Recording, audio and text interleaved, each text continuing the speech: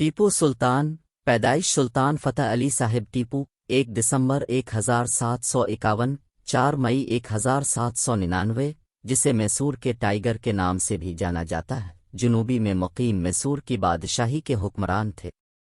India وہ rocket artillery کا علمبردار تھا۔ 8-9 اس نے اپنے دور حکومت میں متعدد انتظامی اختراعات متعارف کروائیں، جن میں ایک نیا سکوں کا نظام اور کیلنڈر اور ایک نیا زمینی محصول کا نظام شامل ہے، جس نے میسور کی ریشم کی صنعت کی ترقی کا آغاز کیا۔ اس نے لوہے سے بنے میسورین راکٹوں کو وسعت دی اور ملٹری مینول فتح المجاہدین کو شروع کیا۔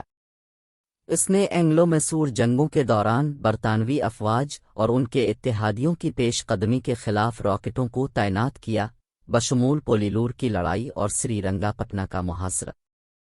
ٹیپو سلطان اور ان کے والد نے اپنی فرانسیسی تربیت یافتہ فوج کو انگریزوں کے ساتھ اپنی جدوجہد میں فرانسیسیوں کے ساتھ اتحاد میں استعمال کیا اور میسور کی دیگر آس پاس کی طاقتوں کے ساتھ جدوجہد میں مروٹھوں، سیرا اور مالابار، کوڈوگو، بیڈنور کے حکمرانوں کے خلاف کرناٹک اور ٹراوانکور۔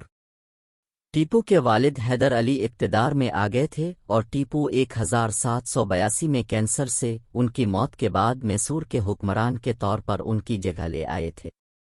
انہوں نے دوسری اینگلو میسور جنگ میں انگریزوں کے خلاف اہم فتوحات حاصل کیں۔ اس نے ان کے ساتھ منگلور کے 1784 کے معاہدے پر بات چیت کی، جس سے دوسری اینگلو میسور جنگ کا خاتمہ ہوا۔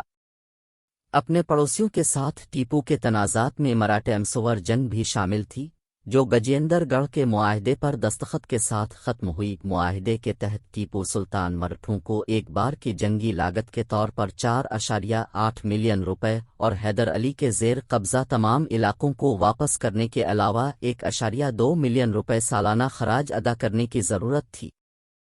Tipu British East India company کا ایک ناقابل تسخیر دشمن رہا، جس نے 1789 میں برطانوی اتحادی ٹراوانکور پر اس کے حملے کے ساتھ تنازع کو جنم دیا۔ تیسری اینگلو میسور جنگ میں اسے سرینگا پٹم کے معاہدے پر مجبور کیا گیا، جس سے پہلے فتح کیے گئے متعدد علاقوں کو کھونا پڑا، ملابار اور منگلور سمیت۔ اس نے برطانیہ کے خلاف احتجاج کرنے کی کوشش میں سلطنت عثمانیہ، افغانستان اور فرانس سمیت بیرونی ریاستوں میں سفیر بھیجے۔ چوتھی اینگلو میسور جنگ میں برطانوی ایسٹ انڈیا کمپنی کے فوجیوں کی ایک مشترکہ قوت، جس کی حمایت مروٹھوں اور نظام حیدرآباد نے کی، نے ٹیپو کو شکست دی۔ وہ 4 مئی 1799 کو اپنے گڑھ سرینگا پٹم کا دفاع کرتے ہوئے مارا گیا۔